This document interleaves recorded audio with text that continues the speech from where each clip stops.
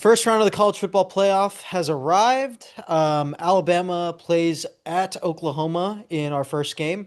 Alabama won 34 to 24, overcoming a 17 to 0, or not 17-0, but 17-point first quarter deficit.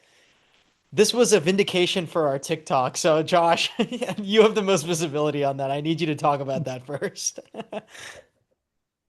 When John was talking about the Oklahoma take that he had, where he's like, this team's not that good. Let's be adults about this. I posted it.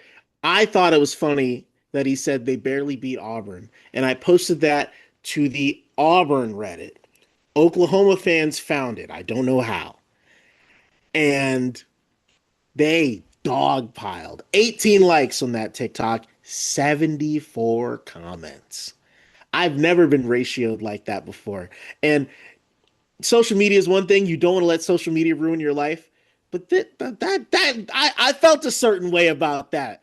I'm like, why are you coming after my guy? Like I was just in the clip like laughing. But I'm like, everyone's calling John an idiot. I'm like, what the fuck?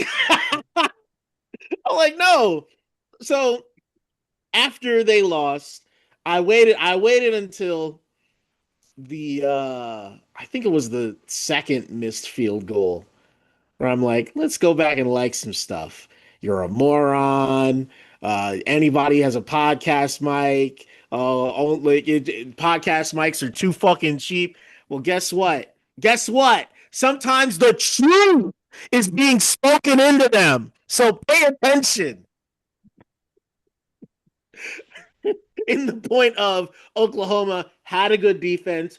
Overall, deserved to be there because they won all their games, but then did not have an offense. And even in this game, they were able to move the ball at times and they started fast and they built up a lead. I'm like, that's everything you want to do. But instead of getting a pick six that helps you win against a team that was favored against you, you give up a pick six and bury yourself and allow a decent team back in the game and then lose the first home playoff game. You're not alone, but you will always be the first. Oklahoma's offense acquitted itself a lot better than I expected in this game. I will say that. That's small small praise for your Oklahoma fans that are probably not very pleased about this, but I mean really this they shouldn't be eliminated. The committee should put them back in the next round because they're 1-1 against Bama. They should get another chance. I think that's the fair outcome. That's right. Bama lost to Georgia and beat Georgia, and they got to play on. So Damn right. this it's not Oklahoma's fault that Bama's on the schedule twice. Right, exactly. Talk about like a masterclass in shitting a game away though from Oklahoma. I mean, it was when they were up 17 and they had the like two play sequence of the third down that Mateer scrambles out and lobs it to a running back downfield who's wide open and he just drops it. It was a little bit past him, a little bit past him, but hit your hands, man. I know you're a running back. You got to catch that. That should have been seven. And then immediately after that, the punter doing like the stupidest thing I've ever seen a punter do, where you just fully drop the ball. Like that was crazy. What? How? I mean, I know we don't exactly have that much reach, but like, could a punter like get in our comments and tell us what the fuck happened there? Like, because it wasn't a bad snap. It wasn't. I don't even know what to say about it. You Yeah, just he just dropped it. he just fucked up. Like A there's moment no too there's big. nothing I don't deeper. know. He just completely fucked. Okay, I But gotta that was a say, 10-point swing right there for yeah. Bama. I mean, it was only 10 because Bama got a field goal out of that drive, but they probably should have gotten a touchdown. But that's 10 points right there, and you lost by 10. Yeah, this is a Oklahoma team that definitely beat itself. It's okay, so I'll be the first to admit I was the only person on this podcast who picked Oklahoma, and I picked them because I thought they had the better special teams, which did not at all materialize in this game. Their All-American kicker misses two field goals. They Didn't have a he win the block. Groza already? Yes, yes. I think yes, yeah, literally, he was the best kicker in the country. He missed two field goals, one of which was a chip shot. They have the block punt. Interestingly enough, both offenses scored way more than I think anyone expected, like For far more sure. productive. And it's weird because I didn't even feel like Oklahoma's defense like let them down or anything. Um, No, you know, I like that's what I think. I mean, like all the Oklahoma lost this game, sure, but they can at least say, well, besides special teams, offense and defense played like themselves.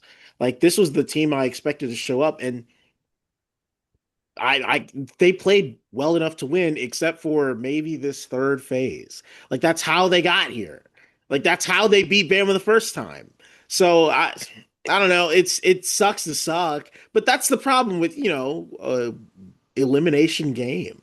Like you can just a punter could. How many times does a punter practice that?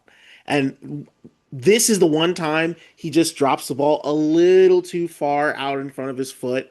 Like, how many punts have you done that? Like, that's unfortunate, honestly. I will say John Mateer should be ashamed of himself. Like Oh, like okay.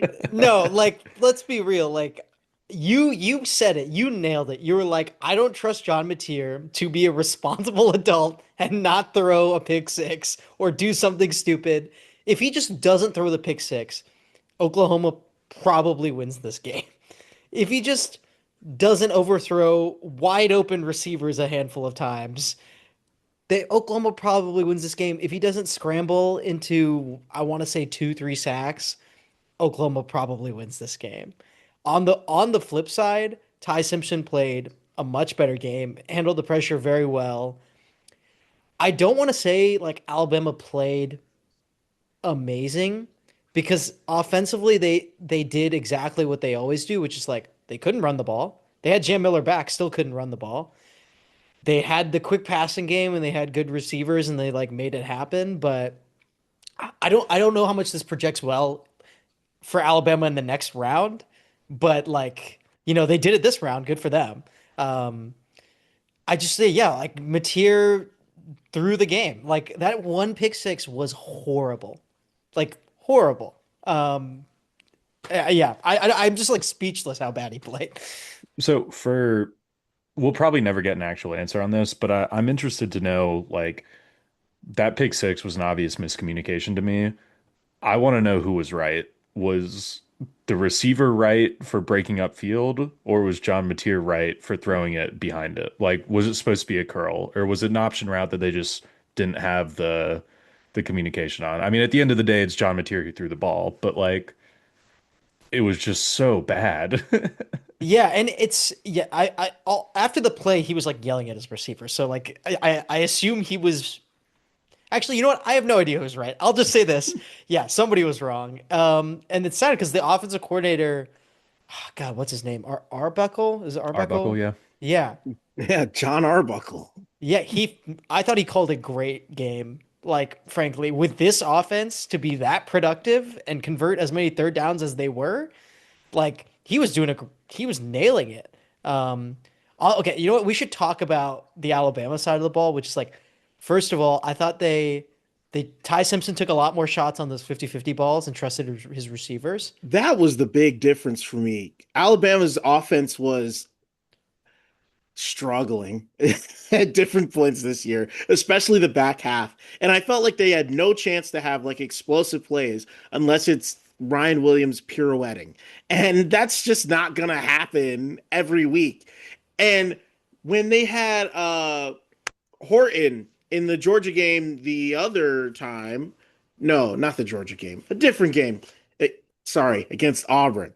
Uh, they got him in all these gadget plays and like had to manufacture offense in ways that just like is so coordinator involved.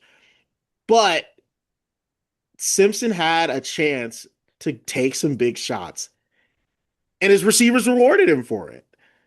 Like there's the philosophy that like when you throw the ball, like so many bad things can happen, only one of them good.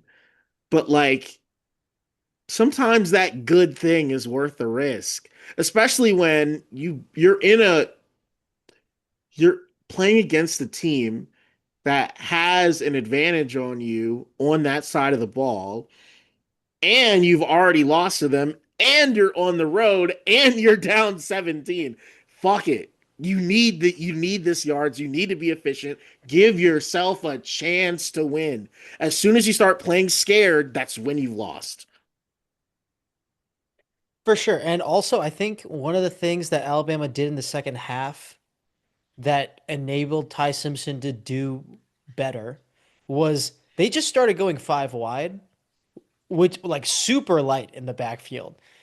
And I admittedly, that exposes yourself to a very potent Oklahoma pass rush, but I think it simplified the game in terms of like where the blitz was coming from.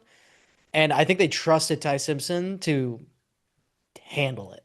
And he did. So like, that's definitely something that projects well is him kind of getting back on track. But, you know, um, that's yeah, I kind of feel bad for Brent Venables because I'm like, I don't know if he called anything wrong, like from a head coaching perspective. I Do have you have one wrong something? thing he did. Okay. You punted down 10 with 6 minutes left. Oh yeah, I agree. Like Yeah, yeah. it worked. You got to stop after the punt. It was a three and out. Like, it worked, but bad process. Come on.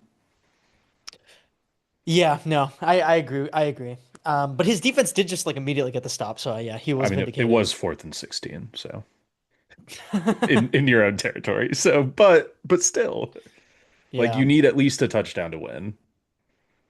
Yeah, yeah. Either way, Oklahoma, you can't really be disappointed in this season. I feel like this was exactly the level of team you were, and you got exactly the result. Probably on the upper bound of like the possibilities of this season. This was like, I want to say an 8-9 win team that got 10 wins and got a playoff game and had Yeah. like a proof of concept for like your program to get back on track. So still a Yeah. good year. I mean, I'm sure Mateer's got eligibility left. Everyone's got like 17 years to play around with. So like bring him back, try to load up on offensive talent and just keep doing the same thing on defense and you could be nasty next year. Do you Yeah, want to bring Mateer back? I mean, he was that's a pretty good. I don't I think I'd mean, want him I mean, back. do you spin the roulette wheel again? Like you could get Jackson Arnold. I mean, oh, like Like literally, Oklahoma had Jackson Arnold. yeah, I mean, I guess if that's how you think, I'm like, well, you recruit these guys, right? Like, just develop somebody and then put them, like, all right, whatever. I But think that's a I good think point. I That's a think good Michael point. Hawkins is still on their team. I think he redshirted this year. So like, yeah, maybe you say, hey, Mateer, money line, get out of here, and we'll go with Michael Hawkins. I liked Hawkins, but yeah, he's a I don't worse know. Either thrower, way, probably. Yeah. Either way, Very Bama, disrespectful way to talk about a playoff starter, but I get it. a playoff starter is not really the accolade you'd like to A hear about your. playoff start. Hey, James Franklin was a playoff head coach. Yeah. damn right. John Mateer Either, was a playoff starter. He won 10 games. He won in Tuscaloosa. yeah, he won. Yes. That's right. That's right. Anyway, yeah, Alabama moves on to the next round to face Indiana.